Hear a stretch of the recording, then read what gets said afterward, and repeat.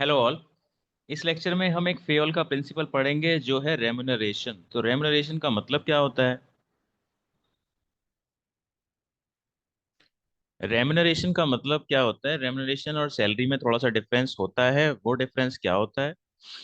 जैसे कि देखो, आप कहीं भी काम करते हो, आपको सैलरी मिलती है, और हो सकता है कि आपको वेजेस मिलती हो सकता है कि आपको कमीशन भी मिलता हो।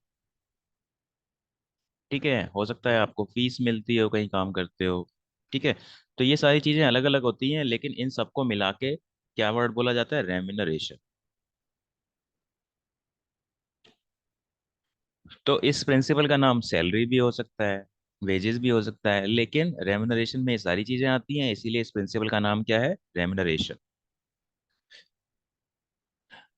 अब ये प्रिंसिपल क्या कहता है? ये प्रिंसिपल कहता है कि remuneration, the overall pay and compensation should be fair to both employees and the organisation. यानी कि एक एम्प्लॉयज को जो सैलरी मिल रही है वो दोनों के लिए फेयर होने चाहिए। देने वाले के लिए, देने वाला कौन है? एम्प्लॉयर है। और लेने वाला कौन है? एम्प्लॉई है। यानी कि दोनों के लिए फेयर होनी चाहिए। दोनों के लिए फेयर कैसे होगी?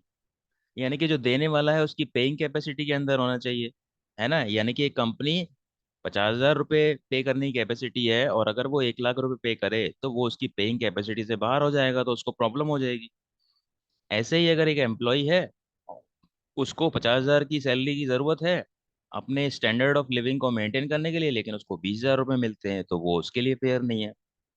तो फेयर फेयर दोनों के लिए, एम्प्लॉयज और एम्प्लॉयर दोनों के लिए होना चाहिए। इसका मतलब क्या है कि जो देने वाला है और एम्प्लॉयर है उसकी पेइंग कैपेसिटी के अंदर होना चाहिए, और इतना सफिशिएंट होना चाहिए कि जो एम्प्लॉय है वो अपना लाइफ को सरवाइव कर पाए या अपने स्टैंडर्ड ऑफ लिविंग को मेंटेन कर पाए।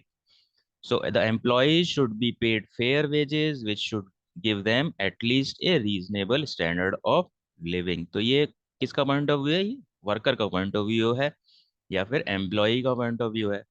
At the same time it should be with in the paying capacity of the company. तो जो रेमुनरेशन है या सैलरी वेजेस वगैरह हैं, वो इतना ज्यादा नहीं होना चाहिए कि एम्प्लॉयर उसको पे ना कर पाए। यानी कि एम्प्लॉयर की पेइंग कैपेसिटी के अंदर होना चाहिए। तो इसका इफेक्ट क्या होगा? This will ensure congenial atmosphere. Congenial का मतलब होता है सपोर्टिव, सपोर्टिव या फिर favourable, favourable atmosphere and good relations between the workers and the management. Consequently the working of the company would be smooth.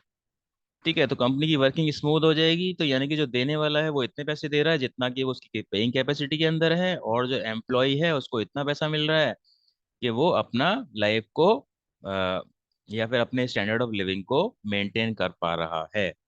तो ये दोनों चीजें होनी चाहिए किसमें? रेम्युनरेशन के प्रिंसिपल में। यानी कि रेम्युनरेशन का प्रिंसिपल तो क्या कहता है कि सैलरी मिलती है और वेजेस मिलती है या जो भी मिलता है वर्कर्स को, लेकिन रेम्युनरेशन का प्रिंसिपल क्या कहता है? प्रिंसिपल ये कहता है कि रेम्युनरेशन ना तो ज्यादा होना चाहिए और ना कम होना चाहिए। ठीक है, ज्यादा नहीं होना चाहिए मतलब जो देने वाला है उसको ज्यादा नहीं लगना चाहिए, और कम नहीं होना चाहिए इसका मतलब क्या है? जो रिसीव कर रहा है, जो वर्कर है और जो एम्प्लॉय है, उसके लिए कम नहीं होना चाहिए कि वो अपना जो है खर्चा भी ना चला पाए उससे।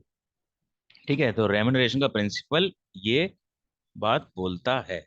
So that is it for this lecture. Thank you.